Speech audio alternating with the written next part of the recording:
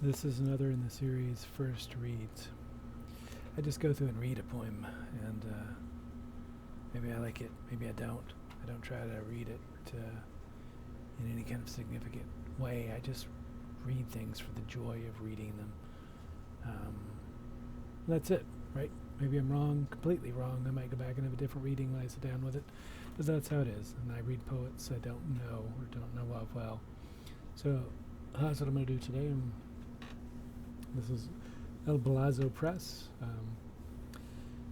As clicking on it, and right off the bat, they have a rotating banner of different poems by different poets. This one showed up by Locascio. Lisa Locascio. I don't know her work. There's a little thing here, and I probably would have just kept going on, except for in the background of this picture, I noticed something that's local to me, the South Shore line in Whiting Refinery, which is close to where I live. And I thought, wow, this person must have Chicago roots and connections. So anyway, that's what drew me here in the first place. That doesn't have anything to do with the poem. I didn't really do anything except for look at these on the page. There's 3 of them. I just randomly picking one. They look like prose-oriented poems, so I'm not going to focus too much on the form specifically. I usually stop, examine forms before I read, before I take a look at anything. But here I'm just going to go through it. Some dumb shit I found sexy. So this one obviously feels like a playful piece that's willing to, not be too poetic.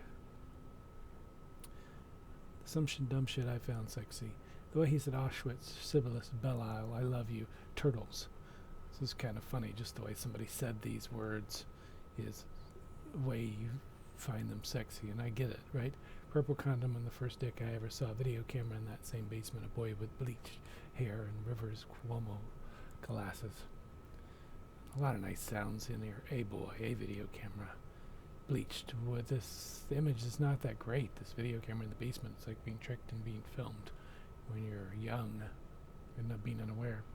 Anorexia, black hair dye, violin, hickey, festering ripe, hanging out in the hammock with a third party, getting fingered, doing it in an alley in January right before the first period, 9th grade, garbage truck full of pleather from Hot Topic black lipstick, kilt I had to buy for him, which could only be kept in a plastic bag in someone's trunk for unspecified dad reasons. This line is great. This is one of the great things about a prose poem, the speed you can get from the long lines and the flowing over lines here. If you can play with it really well, and this one is being played with well. Anorexia, black hair dye, violin, hickey, festering and ripe, just nice images going there. Serial killer vista of a grown man's living room with only a dress form for furniture. The act of opening the car door, closing it. Some of these are like completely,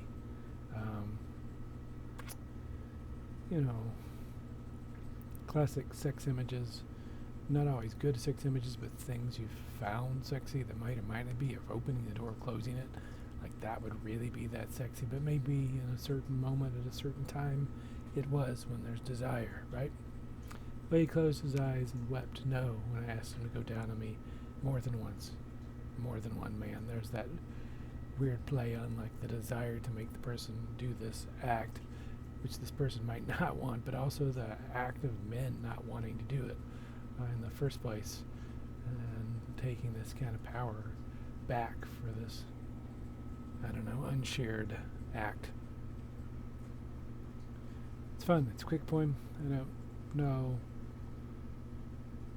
that I see profundity as much as just images thrown out of a person, and it's very personal and feels very, very human in that sense of which we find stuff sexy that we, wouldn't at other moments, or we wouldn't with other people.